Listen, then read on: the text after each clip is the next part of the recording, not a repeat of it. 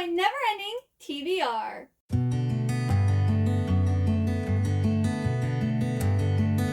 So today I'm going to be doing my June book haul. So I'm going to be talking about all of the books that I got in May, but I'm posting it in June.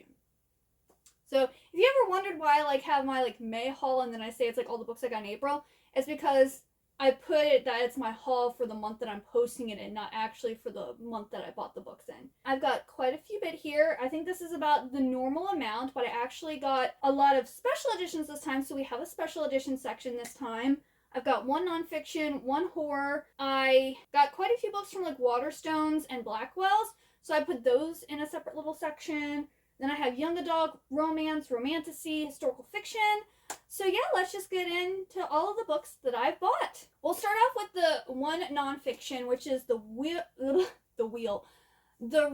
Wizard of Oz, The Life and Times of L. Frank Baum by Rebecca Loncraine. So this is, I think, a biography about the man who wrote Wizard of Oz. And this really intrigued me. Well, one, it's gorgeous. This is a beautiful book. And two, it was talking about how the Wizard of Oz is actually inspired by the time that he was living in. It says, every aspect of his writing, from the Civil War to Hollywood, which was emerging as a modern Emerald City full of broken dreams and humbug wizards, to the gulf between America's prairie heartland with its wild tornadoes and its cities teeming with Tin Man factory workers. This is a colorful portrait of one man's vivid and eccentric imagination and the world that shaped it. And so I was like, oh, everything he wrote about was kind of I guess an allegory for things that were going on during that time period. And I was like, that's fascinating. I want to know all about it. So I decided to pick this up from Wonder Books. Then I got one horror that isn't a special edition, which is Bless Your Heart by Lindy Ryan. Olivia Reads a Latte has been talking about this book a lot. She compared it to the 90s Sabrina the Teenage Witch vibes, and I do like that kind of campy, supernatural, kind of cozy funny. And I believe this is about the Evans women in 1999 Southeast Texas, and I think they own a mortuary, and these apparently vampires arrive in their town and they have to take care of the problem. They gotta get rid of the vampires. So this is also kind of sounding a little bit like the Southern Book Club's Guide to Slaying Vampires by Grady Hendrix, which I really, really liked. I'm hoping that this is good. And if I really like this, the second book is out already. So I'm excited for that. I have two contemporary romances. I have Playing by the Rules and Playing Hard to Get by Monica Murphy. I actually saw this one at Target, and I didn't realize that it was the second book in a series. So I went and ordered this one off of Pango, and this is the first book in the series. Here are their pretty sprayed edges. This one is no longer available unless you buy it secondhand. And I got it for a good deal, $8. And then the girl also sent me free stickers and a bookmark and stuff in the package, which was really, really sweet. But this one, this is the first one. Okay, so the star footballer makes a play for his bookish tutor in this sexy sports romance. And then this one, what happens when you fall for your brother's best friend? Find out in the sexy and angsty sports romance. So those are kind of the tropes for these. I don't really read a lot of sports romances, but these are intriguing me. Let's talk about the international books that I got. So this one is a Waterstones exclusive signed edition. Twin Crowns is the first book in a trilogy, and it was written by two different ladies, and now there's a spin-off series that just Catherine Reber is writing, and it's called Captain of Fates. Lots of pirate books coming out this year, and this is another one. It says, a mermaid with a secret, a captain with an untamable heart, a curse bound in gold. I've yet to read the Twin Crown series, but I have all of them in really pretty special editions, so I just wanted to keep getting them. It's signed. Also, I'm liking all the pirate, not that I've read any of the pirate stuff yet, but I'm buying them all. And then this book is gorgeous. So this is The Enemy's Daughter by Melissa Poet. Look at this gorgeous book. Now this one I ordered from Blackwell's, and I'm going to put up the US edition of this book. This does not, the US cover is not enticing. It's not pretty. I could care less about this book. This, though, is beautimous. And all I know is that this is a dystopian romance story that is a retelling of Tristan and Isolde.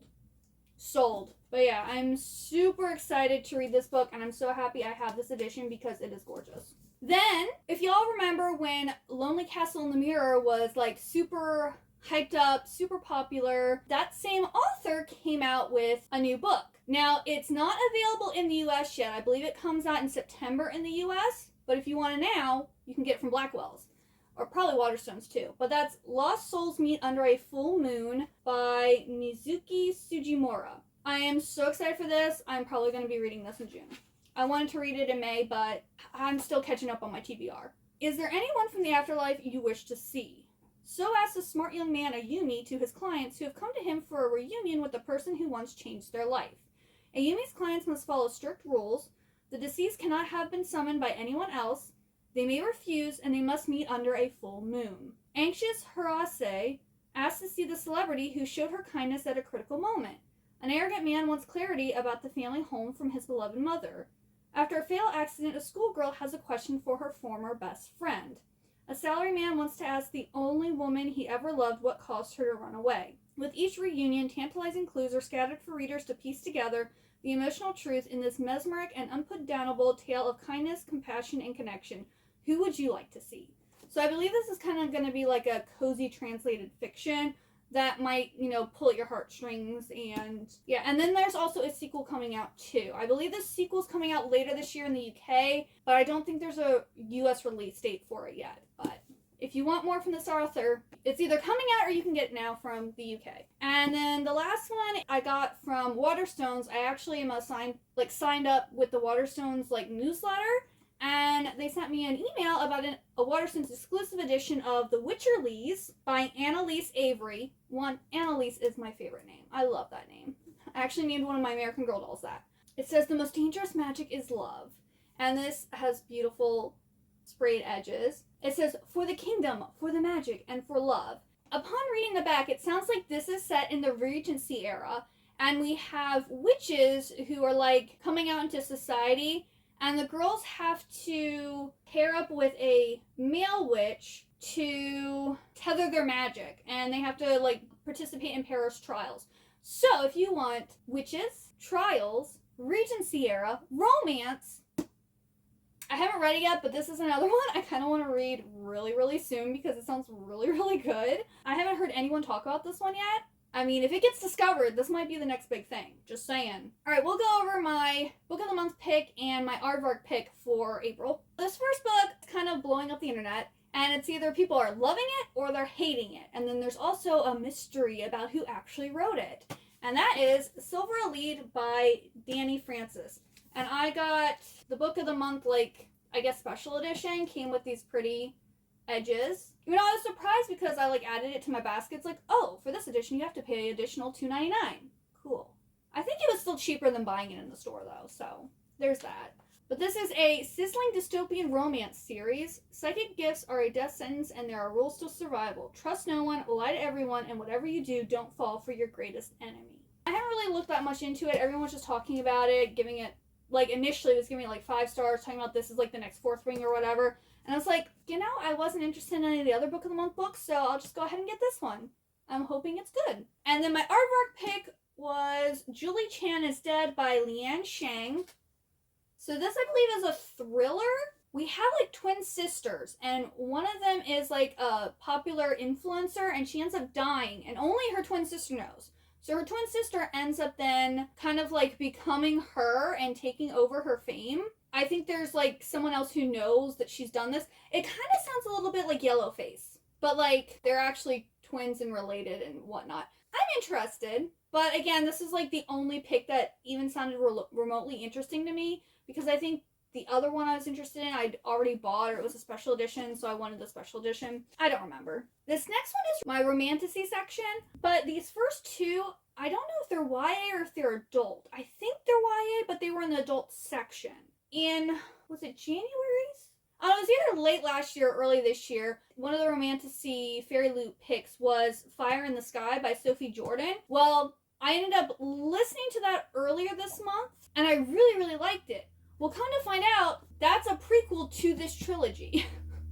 In that world, they thought, the dragons are gone. That they killed all the dragons. And I believe this one here is actually, dragon shifters that we find out about in the first book, or in the prequel book.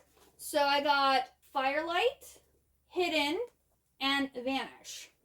I decided they had all of them with these pretty sprayed edges, and I really like that prequel book. This says, a forbidden love sparks into flame. With her rare ability to breathe fire, Jacinda is unique even among the Draki, the descendants of dragons who can shift between human and dragon forms. But when Jacinda's rebelliousness forces her family to flee into the human world, she struggles to adapt, even as her Draki spirit fades. The one thing that revives it is the gorgeous, elusive Will, whose family hunts her kind. Jacinda can't resist getting closer to him, even though she knows she's risking not only her life, but the Draki's most closely guarded secret. Okay, so this is kind of giving me, if you read Julie Kagawa's Talon series, that was a 5-book series. Love that one. I gave almost every single book 5 stars. That was about a dragon shifter who falls in love with a dragon hunter. This is what that sounds like. Okay. I didn't even read the back of this. I was just like, oh, I like the prequel, so I'm going to get the rest of the book. Well, now I'm super excited. Oh my goodness. Oh, it gets even better. Gorgeous elusive Will. Then in the second one, she's apparently supposed to marry this guy named Cassian. And in this one, she's got to save the life of the boy she loves. Like, is this going to be a love triangle? Are we going to have, like, Will and Cassian? And, like, which one does she choose? Okay. I might have to start this one soon. This sounds really, really good. It also sounds like your classic 2010s, like, YA love triangle. Hang on. When was this written in? 2010! Copyright 2010! I knew I said this sounds so 2010 coded. Okay. I'm gonna have to read this first book in June. There's no way I cannot read this because I love the 2010s YA era with the love triangles and like all the angst, and I'm sold. This is gonna be my new favorite series. Just watch. Then recently, there was this movie that came out that's called The King's Daughter, and it had Pierce Brosnan starring as like the king, and I forget who his daughter is. I don't think she has a big name. But my husband and I ended up watching the movie, and it was okay. But, like, I felt like the story needed more, and it's based off of a book, so I decided to pick up the book. But the book sounds completely different to the movie, so I don't know how that works. But I got The Moon and the Sun by Vonda N. McIntyre, and this has a mermaid in it. This is Louis XIV, the flamboyant, accomplished Sun King, ruled 17th century France with ambitious fervor, and his ambition is to do so forever. Father Yves de la Croix's capture of a rare sea monster is the one thing he needs to succeed. We have Marie-Joseph de la Croix is looking forward to assisting her brother Yves in the scientific study of the sea monster. In the book, in the movie, she doesn't have a brother. So this is like one big thing. Until she makes a singular discovery about the creature. But in the decadent court of Louis the Great, where morality is skewed and corruption reigns, will anyone listen to a single voice, however impassioned? Somehow, Marie-Joseph must find the courage of her convictions, even if it means defying the king.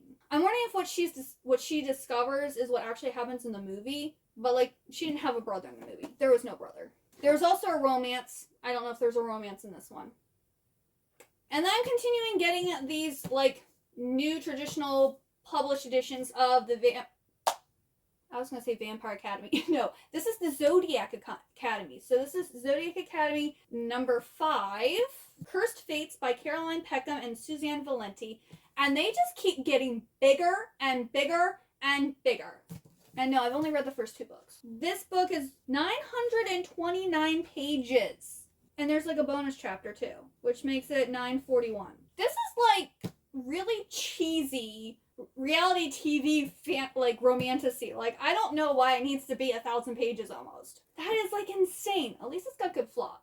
And I think I also have most of these on my Kindle too. So I don't know if I'll actually read these physically or not. But I'm sure you all know what Zodiac Academy is about at this point. But we have these 2 twin sisters who are actually the heirs to this throne in this Fae realm. But they grew up thinking they were humans in the foster care system.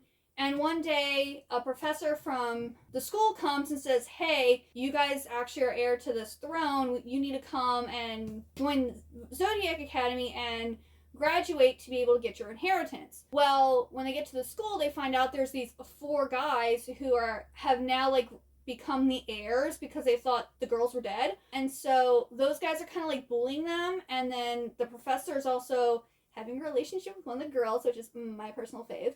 And yeah, there's just apparently a lot of stuff that goes down and things get sad. There's twists and turns and different stuff like that. I thought the first book was okay. I enjoyed the second book. And then I've been meaning to read the third book for like 3 years now. Or has it been 2 years? I think it's been almost 3 now. I haven't filmed my June TBR video. At this point, I'm going to be filming it later today. So, who knows, maybe I'll finally get number 3 on my TBR list. We'll find out. This one I'm really excited for. This is Behooved by Emma Stevenson. This has pretty pink edges. This is a charming, slow burn fantasy featuring a duty-bound noblewoman with a chronic illness, a prince who would rather be in a library than on a throne, and a magical ride through a world of cozy enchantment. So our noblewoman is Bianca, and she ends up having to marry this prince. And I think it's on their wedding night or shortly after they're married. Something happens and he ends up being cursed and turned into a horse. And everyone thinks that she killed him. So her and the prince, who's now a horse, have to like flee. And he only turns human at nighttime. Kind of giving like Swan Lake vibes. But I was like, ooh, that sounds good. And it is a romantasy. For some reason I thought that it was actually about a unicorn. But I'll take the white horse. The one horse trope. And the guy is the horse. This just sounds really good, and I love the cover. I think it's absolutely gorgeous. So if we're going on based on cover alone, I think this is going to be a 5-star. But because I'm very picky, it's probably, hopefully going to be a 4-star. We'll see, but I'm excited for this one. And then the last book in my romantasy section is Beautiful Carnage by Caroline Peckham and Suzanne Valenti. So this is the Twisted Sisters, the same ones who wrote Zodiac Academy. And this sounds like it's a dark romance, because it says, his family killed my brother, so I took his bride. A dark enemies to lovers romance. And I don't know if this is a standalone or if it's part of a series. I thought this was really pretty. Again, it's kind of like reality TV, and once you start, you kind of just can't look away from it. And this actually has nice big writing in too, and it's not that big either. This is actually short for them. This is under 500 pages, so I'm excited to read this one. Alright, now we're going to do like the middle school / YA book. So this one I ended up just, they had it at the till and it looked pretty, it sounded good, so I decided to pick it up. This is Chronicles of Weather Why, The Age of Enchantment by Anna James. And this is the Barnes & Noble exclusive edition. And this has pretty blue edges. From what I was being told and what I gleaned from the back, this is basically about a magic school. And the kids there all have like weather magic. And we have Juniper and Rafferty. And they get involved in a mysterious secret society that meets after dark. There's also looks like there's monsters. Juniper and Rafferty are twins. Okay, so Juniper ends up discovering that she has magic and has to go to the academy. And her twin brother Rafferty becomes an apprentice at a nearby bookbinder. So they get separated. And then monster stuff starts happening and their paths like intertwine again. I don't know, it says ages 8 to 12, but if you're an apprentice and going to school and you're like having to fight monsters, I would think you'd be older, like at least high school age, like 16. I like this because the border is actually on the inside of the page, it's not just on the edges, but, and it might have a dragon, I don't know, but I was just like, this looks interesting. I don't read that much middle grade anymore, but I'm willing to give it a shot. Then I got Dance of Thieves a while ago, so I ended up grabbing Val of Thieves by Mary E. Pearson and Morrigan. And this is actually a like special edition one. So this is, I think, a prequel to the Remnant Chronicles. And then this is like a sequel series to the Remnant Chronicles. I did read the Remnant Chronicles and I did enjoy them, but not as much as, like, I think I gave them all like 3 stars. But I've heard this series is better. Like, if you enjoyed that one, this one's better. And then I also just kind of want to know what the prequel is about. It says, discover the origin story of the Remnant Trilogy and the Dance of Thieves duology. And it's about a girl named Morgan who has to fight to survive. And it looks like it's actually, like, pretty short. It's kind of like, you know, like when the, what's it called? When the Elf King learned to hate stories or whatever, where they just have, like, you know, very short text with, like, pictures and stuff. It kind of seems like it's that type of format. So I'm guessing this is going to be, like, sit down and read it in one sitting. But yeah, there's a lot of, like, pictures and different stuff in it. So I'll probably read that before I read this series. And then I believe The Dance of Thieves duology is just 2 books. And I think it's like a heist. It's like a Romantasy heist series. So I don't really know that much about it. Hopefully I can get this whole series read. And then the last 2 books in this section are part of the Black Witch Chronicles. So I got both of these at Wonder Books. I found them used. We have a prequel, 2 prequel books, which is this is funny because it says they're prequel novellas, but they're each like over 200 pages. We have One Fasted, which is like 260 some pages, and then we have Light Mage, which is over 300 pages. I'm like, those are not novellas. Those are books. But they combine both of them in this book here, and then this is the sequel to The Black Witch. And I think it's about this girl who is supposed to like be taking her grandmother's place as the Black Witch, but she doesn't have powers, or she doesn't think she has powers, or something like that. And it's like a story from there. I'm not really sure. I've had my eye on this series for a while. It sounds really interesting. And these books are huge. Every single one of them. It's like, how big is this book here? This one's 661 pages. Huge books. And I really want to get to the first book.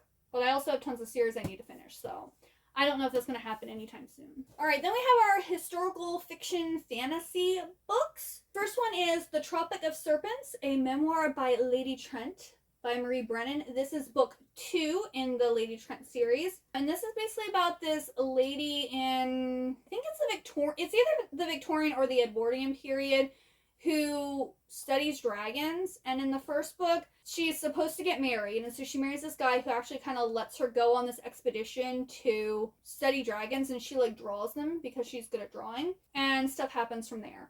But all of these books have like her drawings and stuff in them. And it's basically her just talking about her adventures of studying these dragons. And then the next 2 are in a series. I got books 1 and 2 in the Raiders of Arcana. We have Empire of Shadows and Tomb of the Sun King by Jacqueline Benson. And I got both of these off of Amazon. Oh, if I don't tell you where they came from, it's Barnes & Noble, because most of the books I buy are from Barnes & Noble. I only talk about ones that I don't buy from there. But this is apparently for people who like The Mummy and Romancing the Stone. And Katie is reading recently talked about this and read it. And she liked it. She didn't like it as much as she thought she would. But Katie and I don't always have the same reading taste. Like there's some books that she... Like I think she read like Interview with the Vampire and did not like it. That's one of my favorite books. I've read almost every single book in that series. I forget, there's some other things too that she has read that she's like, I didn't really like it, or I wasn't that impressed. I think I'm going to like this. If these are actually reminiscent of those 2 things, I will like this book. So it says, nice Victorian ladies don't run off to find legendary lost cities. One trifling little arrestion have cost Ellie Mallory her job, but it's only the latest in a line of injustices facing any educated woman with an archaeological ambition. Ellie finds this map to a mysterious ancient city, and she has to race Adam Bates to the ruins. Oh, no. Okay, so she finds this map to a mysterious ancient city, and a ruthless villain wants it. But she's got to beat him to there, and she's going to get the help of the maverick surveyor, Adam Bates, and I believe there's going to be a romance between those 2. And then this continues their story, and I'm excited to read these. This is another one I really want to read, like, right now.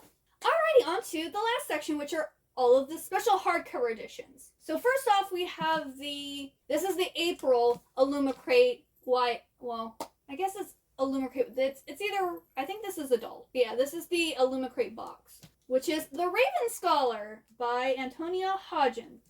This book is absolutely gorgeous. Love it. Don't know if I'm actually going to love the book, but we'll see. Here is the hardcover. We have our we have end papers here. It's signed by the author. And we got this back here. And I believe we have 7 contenders who want to compete to replace the Emperor of Oron. And they all are inspired by a secret animal, and one of them is murdered, and then our main character Nima has to investigate and find out who killed him. And I think there's a romance between her and the tiger dude. So this is our male love interest, and then this is our female love interest, or our main character. But I've heard mixed things. Some people love this book. Again, some people didn't like it so much. So I don't know where I'm going to fall into that. Here's another book that's taking TikTok by storm. Or at least so I've heard. I don't have TikTok. That is Shield of Sparrows by Devney Perry. Fear the Monsters We Make. This is absolutely gorgeous. You have these pretty end papers. I heard this is kind of like The Witcher. It says, if you're not terrified, you're doing it wrong.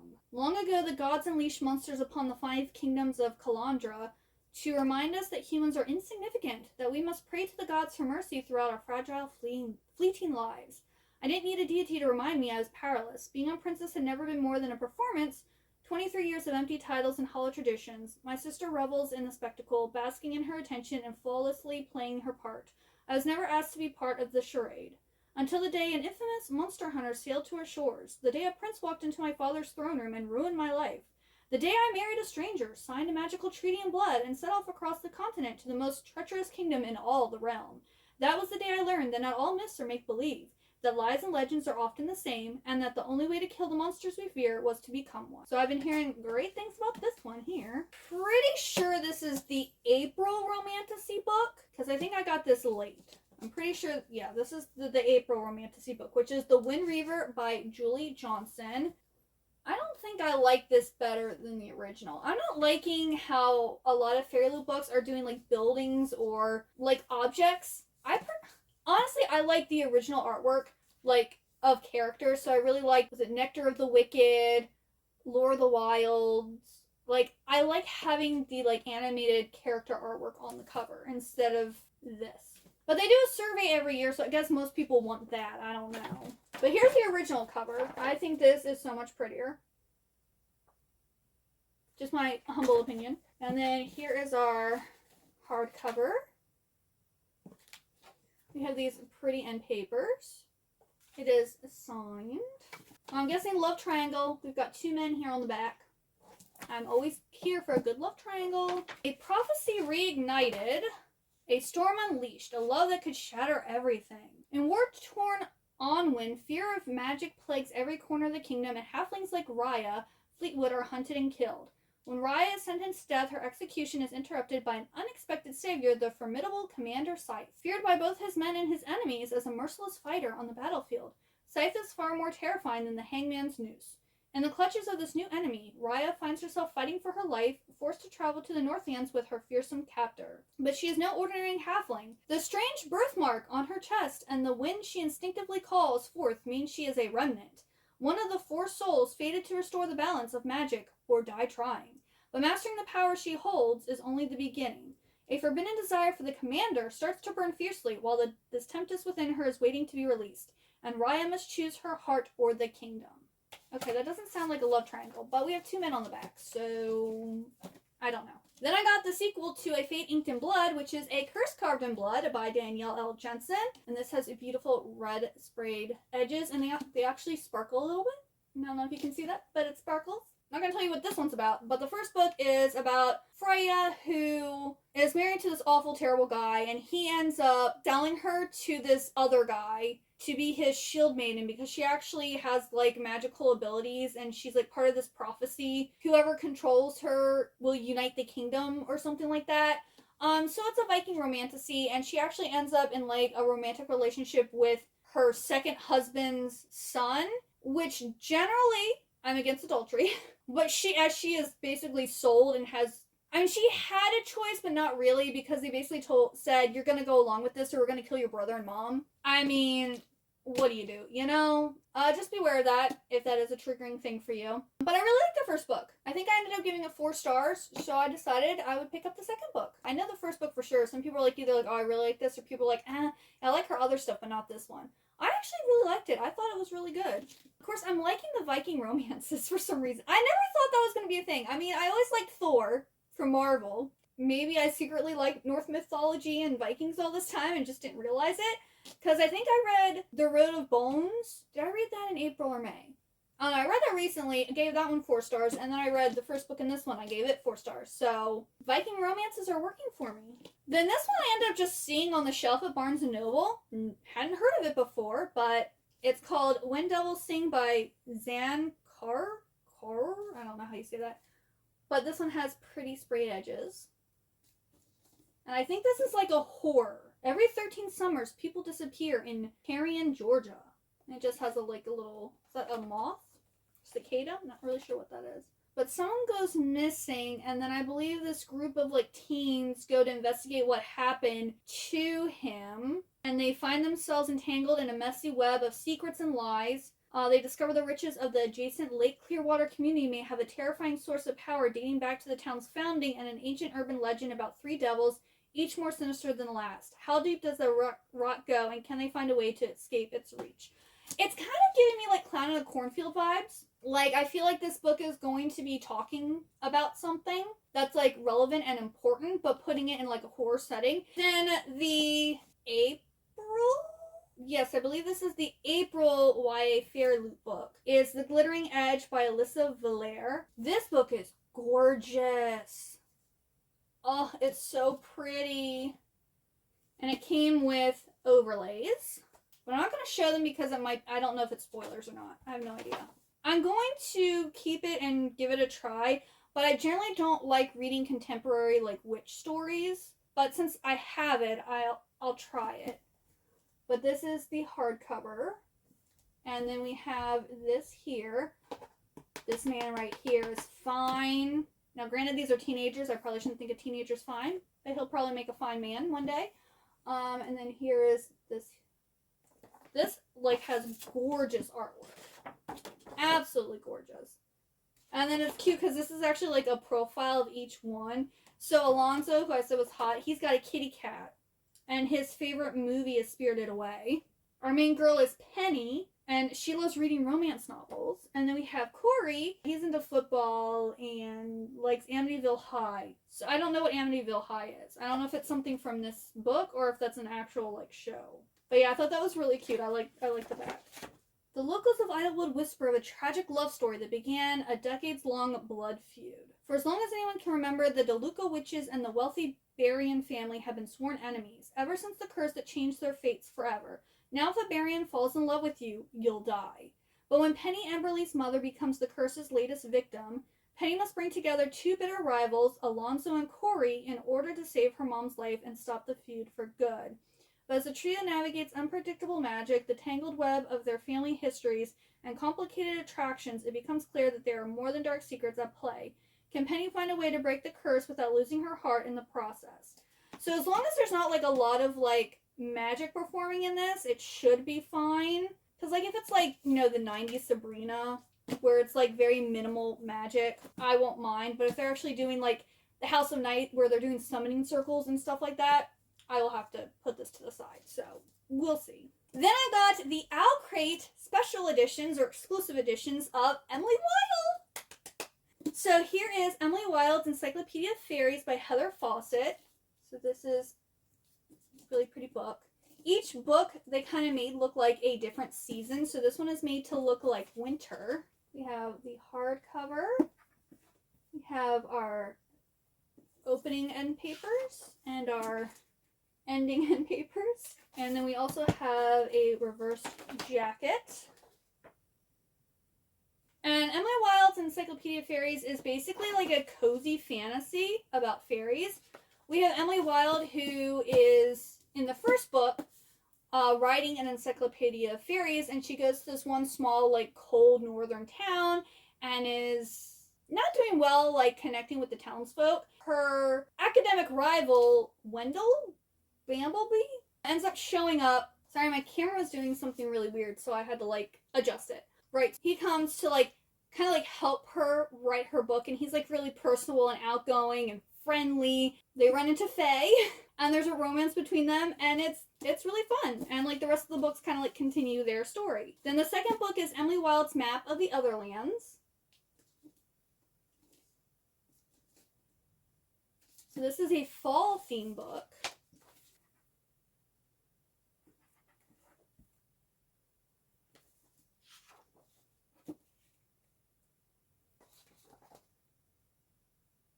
And then the third and final book is Emily Wilde's Compendium of Lost Tales.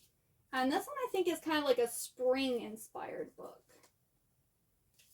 Oh yeah, and all of these are signed, and it's really cute because she signed them all in metallic colors that matched like the theme of the book. So this one has like green sparkly or a green metallic. Like I'll show you. So this is like a green metallic pen, and she did like a red metallic pen, I think, and a blue pen. So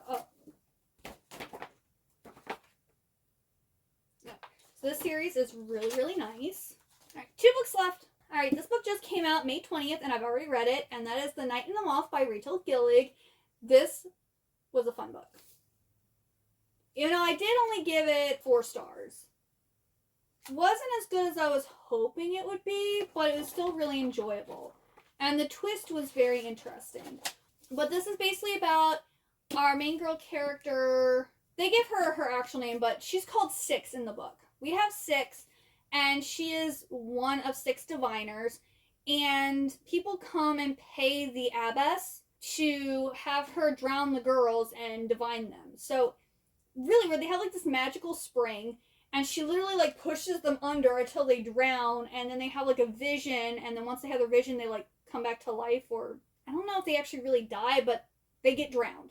Well, the new king ends up coming and wants to have his future divined, and so she gets chosen to give the divination. It's not a good one, and the king's actually there for other reasons. While they're there, her friends, her other diviner people, end up disappearing one by one. And so she ends up going with the king and his knights to go and find them, while also helping them with something that they're doing. And we have a cute little gargoyle sidekick who calls everyone Bartholomew. He was just such a fun part of the book. Like, I was cracking up laughing a lot because of the things that he was saying and doing. So he is definitely a highlight. And the story overall was good. There was lots of twists and turns. There was a lot of interesting things that happened. So, yeah, I think I like this equally to One Dark Window. But the gargoyle makes it just a little bit more, like a little bit higher. Because like in One Dark Window, you had like the monster in her head or whatever, and he wasn't as good of like a, I don't really want to say a sidekick, but kind of like a, you know, because he talked to her in her head. Where in this one, he's actually like flying around, like the gargoyle's actually flying around and helping her, and like other people know the gargoyle exists, types of thing. But yeah, I'm looking forward to the second book in this one, in this series. Alrighty, and our final book is the May Fairy Loot Romantasy book, which is Broken Souls and Bones by L.J. Andrews. And this is actually another Viking romance. At first I was like, I don't know if I'm going to like that book or not. And then I read that it was a Viking romance. I'm like, well, those have been hitting for me. So actually this might be a good one. But again, this dust jacket is so boring. But like, the sprayed edges are gorgeous. And this man is fine. Here's the original cover. Then we have our cover here, which is also this is also kind of boring, but that man right there, he is fine looking. I love me a man with long hair, especially dark long hair. This here is beautiful. Love this artwork. It's signed by the author. She brings to life worlds of dark Nordic and Viking myths, bound by conflicts that bring together impassioned heroes and heroines. So, like, her thing is writing Viking romances. So, if I like this one, there might be others that I like of hers, or would like of hers. Together they will restore a broken kingdom or burn it to the ground. In a kingdom long divided, Lyra Bien intends to live a quiet life to avoid the attention of magic-obsessed King Demir. Until Rorik Ashwood, the monarch's silent but irresistibly handsome soldier, invades her village and uncovers Lyra's secret, that she is a melder. Gifted in the 3 magical crafts, bone, blood, and soul, a melder is highly sought after, but there is a price. Their magic is also the seed of their destruction.